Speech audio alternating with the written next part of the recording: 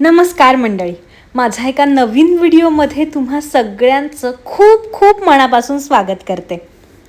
आजचा ब्लॉग हा खूप स्पेशल असणार आहे, माझ्या जवळचा असणार आहे. आज माझं घर सोडून जायचं आहे. हो, माझं घर, मनापासून सजवलेलं, सावरलेलं, आवरलेलं माझं घर. या घरात कितीतरी गुड न्यूज मिळाल्या. खूप आनंद झाला. आनंदाच्या भरात कधी डोळ्यात पाणी आलं, कधी हसू, तर कधी स्वप्नातल्या कल्पना खऱ्या होतानाच्या भावनाही. हे घर भाड्याचं असलं तरी आम्ही आमचं घर खूप सुंदर सजवलं. याच घराने आम्हाला आमचं घर मिळवून दिलंय. स्वतःचं घर घेतलं आणि मग माझ्या प्रेग्नन्सीची न्यूजही मी याच घरात सचिनला दिली. आमचं बाळ येणार म्हणून मला घेऊन नाचणारा सचिन याच घराने बघितलाय. आमचे काकाही या घरात आले, आनंदाने राहिले. कामाच्या ओघात पूर्ण दिवस ऑफिसमध्ये घालवणारा सचिन आणि बाळ घेऊन एकटीने वेळ घालवलेला माझा एकटेपणा याच घराने पाहिलाय. मला बाळ झालं म्हणून आनंदाने हेच घर सजलं आणि बाळाच्या रांगण्याचा सहवास, बाळाच्या पहिल्या पावलाचा आवाज याच घराने अनुभवला. माझ्या श्रीजाचा पहिला वाढदिवस याच घरात झाला. तिचे पहिले सण साजरे करताना हे घरही तिच्याबरोबर सजत होतं. खूप जण भाड्याच्या घराला सजवताना विचार करतात, अरे हे तर भाड्याचं घर आहे, पण घर तर आहे ना. आज आमचं स्वतःचं घर झालंय, पण खरंच आम्ही या भाड्याच्या घरातल्या आठवणी नाही विसरू शकणार. भरपूर मैत्रिणी मिळाल्या, पण खरं सांगू, सगळ्यात जास्त वाईट वाटेल की माझे शेजारी. माझ्या दोन्ही आईंनी श्रीजाला सांभाळलं, खूप जीव लावला, खूप मनापासून सांभाळलं. पण मुंबईत आल्यावर माझं असं कुणीच नव्हतं. आमचे शेजारीच माझ्यासाठी सगळं काही होते. माझ्यासाठी मैत्रीण, आई, बहीण झाले. शेजारच्या आंटींनी श्रीजाला खूप सांभाळलं, खूप मनापासून जीव लावला, खूप प्रेम केलं. म्हणूनच माझं आयुष्य श्रीजाबरोबर जास्त सोपं गेलं. आमच्या शेजारच्या आंटींची खूप आठवण येईल मला. आता माझं सगळं सामान शिफ्ट होतं आहे. 2.5 वर्ष ज्या घराला आपण आपलं समजलं, त्याच घराच्या भिंतींवर आता दुसऱ्यांचे फोटो असतील. त्या किचनमध्ये दुसरं कोणीतरी स्वयंपाक करेल. खरंच हे घर सोडणं खूप अवघड आहे, पण या घरातल्या आठवणी कायमस्वरूपी आमच्या मनात घर करून राहतील.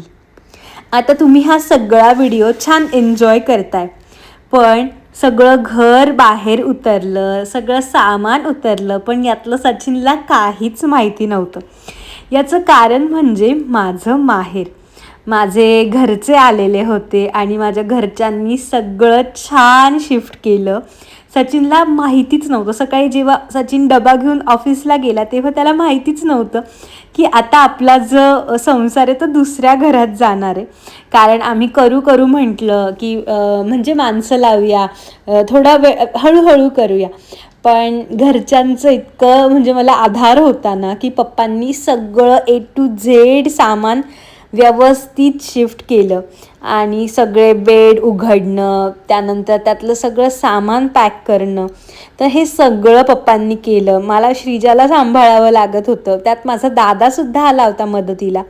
आणि मग हळूहळू सगळ्या गोष्टी नवीन घरात शिफ्ट झाल्या आणि आम्ही एकाच रूममध्ये, मधल्या रूममध्ये, बेडरूममध्ये सगळं सामान ठेवलं की हळूहळू आपल्याला जसं लावता येईल तसं आपण लावू. कारण आमचं किचन शिफ्ट होणं बाकी होतं. आमच्या किचन ट्रॉलीज बाकी असल्यामुळे आम्ही किचन सगळ्यात एंडला शिफ्ट करणार होतो. तर अशा प्रकारे पप्पांनी इतक्या चक्रा मारल्या आहेत ना. आणि अजून एक खूप महत्त्वाची गोष्ट, जर म्हणजे पप्पा नसते आले किंवा माझ्या माहेरचे आले नसते, माझी आई आली नसती, तर आमच्या दोघांकडनं हे शिफ्टिंग होऊच शकलं नसतं. कारण आम्हाला श्रीजाला पूर्ण वेळ बघावं लागतं आणि आपण जे करतो तेच श्रीजाला करायचं असतं. आणि यात सगळ्यामध्ये तिचं लुडबुड, तिच्या वेळा सांभाळणं, यामुळे आम्ही दोघं नाही करू शकलो असतो. आणि सचिनला तर एक पिशवी घेतली तरी तो दमतो. तर हे एवढं सामान, आणि जेव्हा आपलं सामान बाहेर येतं ना हळूहळू, बेडमधलं, माळ्यावरचं, कपाटातलं, तेव्हा कळतं की आपल्याकडे किती सामान आहे ते. आणि आमचं भरपूर सामान, आणि बऱ्याचदा तर मला काही बॉक्स आठवतही नव्हते की हे मी कधी घेतले, कुठे ठेवले असं. पण जेव्हा बेडमधनं सामान निघालं तेव्हा एक एक गोष्टी कळायला लागल्या. मग किचनमधल्या गोष्टी वेगळ्या, हॉलमधल्या गोष्टी वेगळ्या, असं मी हळूहळू करत होते. आणि या गोष्टीला बराच वेळ लागला. पप्पा पूर्ण वेळ माझ्याबरोबर असायचे.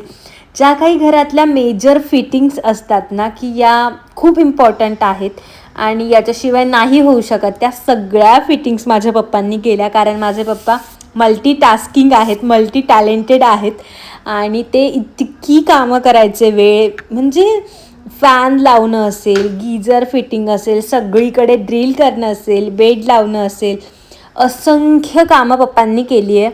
अजून एक गोष्ट म्हणजे माझी थोडी टाईल मला बसवायची होती एके ठिकाणी, जे तोडफोड झाली तिथे, तीसुद्धा पप्पांनी घरी बसवली आणि इतकी परफेक्ट की आजूबाजूला सुद्धा लावणं वगैरे, आणि जी आमच्याकडे एक्स्ट्रा टाईल होती त्यातनं कटिंग करून. तर या छोट्या छोट्या गोष्टी असतात, पण त्यांच्यामुळे आपली कामं राहून जातात. आणि छोट्या गोष्टींसाठी ना मुंबईत माणसंसुद्धा लवकर मिळत नाहीत आणि त्यांचे जी मजुरी असते ती अव्वाच्या सव्वा असते. तर इकडे किचन फिटिंग चालू आहे. हा पुढचा व्हिडिओ आहे बऱ्याच दिवसांनंतरचा, कारण इतकं काम असल्यावर ना प्रत्येक गोष्ट मी कॅमेऱ्यामध्ये नाही रेकॉर्ड करू शकले. पण मला या सगळ्या आठवणी हव्या होत्या, त्यामुळे मी म्हटलं की आपल्याला आता करायचंच आहे, थोडं का होईना आपण रेकॉर्ड करूया. आणि एक एक गोष्टी येत होत्या, किचन ट्रॉली बसत होत्या, माझा बेड झाला होता. फक्त लास्ट जे आहे ना, तो मधला बेडरूम आहे, तो खूप स्पेशल असणार आहे, कारण तो माझ्या लेकीचा, श्रीजाचा बेडरूम असणार आहे. तर आम्ही जरा थांबलो आहोत की आधी पूर्ण घर छान सेट करूया आणि मग नंतर हळूहळू करूया. घाई नाही आहे, कारण जे महत्त्वाचं होतं ना की आमचं घर, ते झालं आहे. आणि सगळ्यात महत्त्वाचं म्हणजे ना किचन, कारण ना आपण किचन आपल्याला रोज हवं असतं आणि आपण ना जेव्हा घरात राहताना काम करतो तेव्हा ते नाही होत. त्यामुळे मला जसं हवं होतं, माझं ड्रीम किचन, तसं करून घेतलं की पुढे. आणि खरं सांगू का, ही खूप हौस असते की मला माझं असं हवं आहे, माझं तसं हवं आहे. पण काही गोष्टी ना बजेटमध्ये सुद्धा कराव्या लागतात, कारण हे इंटेरियरचं जे काम असतं ना ते एका लग्नासारखं असतं. यात नक्की किती खर्च होतो हे कळतच नाही शेवटपर्यंत. तर तसंच होतं. मध्ये मध्ये आई श्रीजाला इतकं खेळवत होती, आणि आई होती ना त्यामुळे म्हणजे गोष्टी खूप सोप्या झाल्या, कारण ही बाहेरची कामं पप्पा करून घ्यायचे. मग घरातलं जे किचन सांभाळणं असायचं ते माझी आई करायची, श्रीजाला सांभाळायची आणि तिच्या छान छान रेसिपीजसुद्धा खाऊ घालायची. तर असं हे छानपैकी माझं जे ब्लॉग आहे, जो माझ्या आठवणींचा ब्लॉग आहे, तो तयार झाला आहे आणि या गोड गोड आठवणी माझ्या कायम लक्षात राहतील. श्रीजा पण ना मध्ये मध्ये इतकी एन्जॉय करायची ना, पण ती पण खूप लहान आहे, तिला ना सारखा वेळ द्यावा लागतो आणि तिने ना असं म्हणजे बघितलं नाही की इथे हात लावू नको, तिथे हात लावू नको. मी तिला पूर्ण घरभर खेळू देते. आणि आता काय व्हायचं ना की इथे हात लावू नको, तिथे जाऊ नको, इथे ओलं असेल, इथे खिळे असतील, तर तिलाही खेळण्यामध्ये बराच अडथळा यायचा आणि मग तिचीसुद्धा चिडचिड व्हायची. पण श्रीजा इतकी गुडगर्ल आहे ना, तिने मला पूर्ण साथ दिली या सगळ्या प्रवासामध्ये आणि खूप सांभाळून घेतलं. कारण ना आम्हाला इतकी सवय लागलेली की खाली जायचं संध्याकाळी आणि सायकल चालवायची तिची, मीही छान वॉक करायचे. पण या सगळ्यात ना अजिबात व्हायचं नाही, कारण दिवस कुठे निघून जायचं ते कळायचंच नाही. म्हणजे रोजचंच काम व्हायचं नाही, तर हे बाकीचं तर वेगळंच. माझ्याकडे ना वेगवेगळ्या काचेच्या बरण्या आहे, लोणच्याची, जामची, किंवा कधी कुठल्या तुपाची येते तेव्हा, तर त्या वेगवेगळ्या बरण्यांचे वेगवेगळे झाकणं आहे. तर मला तसं नको होतं, सगळ्या छान दिसल्या पाहिजे सारख्या, म्हणून मी स्टिकर्स तर काढले. पण ह्या सगळ्या झाकणांना ना मी ब्लॅक कलरच्या स्प्रे पेंटने पेंट करून घेतलं, कारण बरीचशी झाकणं ब्लॅक पण होती माझ्याकडे. तर म्हटलं सगळ्यांना ब्लॅकच करूया. तर इतकं छान वाटत होतं ना जेव्हा मी स्प्रे पेंटने कलर केला तेव्हा. आणि हे अगदी 5 मिनिटाचं काम होतं आणि छान फिनिशिंग येते आणि लवकर वाळतो पण हा कलर. तर मी 24 hours साठी ठेवून दिलं बाजूला, म्हटलं वाळेल.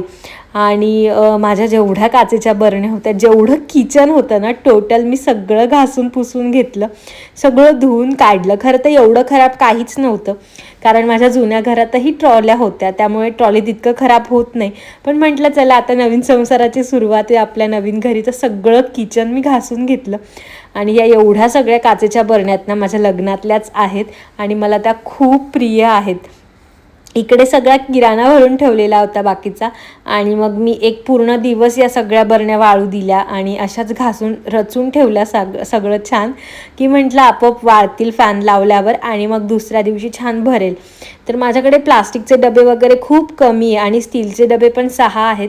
तर ते सगळे मी पिठासाठी वापरते. गव्हाचं पीठ, बाजरीचं पीठ, बट्टीचं पीठ, त्यानंतर मुगाचं पीठ जे श्रीजाचं असतं, आणि बेसन पीठ. तर असे सगळे मी पिठं भरते फक्त, पण बाकी सगळं धान्य, कडधान्य, शेंगदाणे सगळं माझं काचेच्या बरण्यांमध्ये असतं. आणि आता किचन बऱ्यापैकी तयार झालं आहे, तर असं सगळं लावलं जातं आहे. आणि या दिवशी इतका कंटाळा आला ना काम करून, तर आम्ही मस्त बाहेर आलो जेवायला, कारण आज होता पप्पांचा बड्डे आणि पप्पा नाहीच म्हणत होते. पण आम्ही पप्पांना म्हटलं चला पप्पा, आम्ही खूप दमलो आहे आणि आता घरी करायची अजिबात इच्छा नाही आहे. तर पप्पांना आईच्या हातचं घरचंच जेवण आवडतं, कारण माझी आई खूप सुगरण आहे आणि ती छानच बनवते. तर आम्ही बाहेर छान एन्जॉय करत होतो. श्रीजासुद्धा सोलकढी वगैरे पित होती आणि तिथं चालू होतं छान खेळणं असं. आणि तर बघा गोंडू किती गोड दिसतोय ना माझा. तर माझी आई आणि पप्पा तर दोघं गेले, कारण त्यांनाही तिकडे अधिराजला सांभाळावं लागतं, त्यांची ती पण जबाबदारी आहे आणि ते छान पार पडतात. पण माझं थोडं काम बाकी होतं. मग माऊ आणि माझी मम्मी, तर माझ्या माहेरचे सगळे आले होते आणि मग श्रीजाला त्यांनी छान सांभाळलं. आणि आईच्या चॉईसने आम्ही छान देवघर घेतलं. आईने पहिली पूजा केली छान तिच्या लक्ष्मीच्या हाताने, आणि तिने खूप छान सगळा देवारा लावून दिला मला. आणि एक बेडरूम जो होता ना तो सुद्धा आवरायचा होता, तर मग माऊने श्रीजाला सांभाळलं आणि छानपैकी कपाट वगैरे सगळं लावलं. आईने सुद्धा सगळं लावलं. तर खरंच माहेरचे आले ना म्हणून माझं सगळं छान लावून झालं. आणि माहेरचे खूप व्यापातून आले, कारण अधिराजलाही खूप सांभाळावं लागतं आणि माझी आई खूप बिझी असते, तिचं वेगळं शेड्यूल आहे, सगळ्यांना माहिती आहे. तिचं दुकान आहे आणि माझ्या मम्मी पप्पाही खूप बिझी असतात नाशिकला, त्यांचं खूप छान रुटीन आहे. त्यांचा वेळात वेळ काढून ते माझ्यासाठी आले, कारण एक असतं मुलीचा संसार बघायचा आहे, लावायचा आहे, तिला मदत करायची आहे. आणि तर ते सगळं त्यांनी केलं. आणि आम्ही आधी ना माझ्या लग्नाआधी असं नेहमी ठरवायचो, जीन्स घालायची आहे, ब्लॅक घालायचं आहे, डेनिम घालायचं आहे, व्हाईट घालायचं. तसंच आज आम्ही ठरवलं आणि सगळ्यांनी आम्ही व्हाईट घातलं आणि खूप गोड वाटत होतं. आणि मी तिला अजूनपर्यंत असं कधी पाळणाघरात वगैरे ठेवलेलं नाही आहे, त्यामुळे मी म्हटलं की ठीक आहे कामं होत राहील. आणि माझी आई पण मला हेच म्हटली की काम इम्पॉर्टंट नाही आहे, श्रीजा इम्पॉर्टंट आहे, हळूहळू होईल, ठीक आहे मी येते. आणि आई तिच्या खूप व्यापातून वेळ काढून माझ्याकडे आली. आणि माझे मम्मी पप्पा पण इतके बिझी आहेत, त्यांचं वेगळं रुटीन आहे नाशिकला, पण तरीसुद्धा ते माझ्यासाठी आले. खरंच म्हणजे आपल्या मुलीचा संसार बघायची एक वेगळीच ओढ असते आणि लावायची सुद्धा. आणि ना त्यांना एक होतं की आपली पूजा कशी करेल एवढं सगळं तिला सांभाळून, श्रीजाला सांभाळून. तर पप्पा पण एवढं मला सांभाळून घ्यायचे, श्रीजाला एवढं जीव लावतात ना सगळेच जण, त्यामुळेच मी म्हणजे इतकं सगळं करू शकले नवीन घरात आल्यावर. नाही तर खरंच रोजचं काम करणंही खूप अवघड होतं, त्यात माझे क्लासेस असतात. तर ठीक आहे, हे होतच राहील. आणि थँक्यू तरी नाही म्हणू शकत मी माझ्या घरच्यांना, कारण त्यांचे अमूल्य असे उपकार आहेत. तर ठीक आहे, मुलीची काळजी आपल्या घरच्यांनाच असते. हा ब्लॉग तुम्हाला कसा वाटला मला कमेंट करून नक्की सांगा. आणि आता आमचं आयुष्य नवीन प्रवास सुरू करणार आहे, आमचं नवीन घर आमची वाट बघतंय. तर तुमच्या छान छान शुभेच्छा नक्की द्या, नक्की छान छान कमेंट्स करा. भेटूया अजून पुढच्या इंटरेस्टिंग ब्लॉगमध्ये. तोपर्यंत बाय.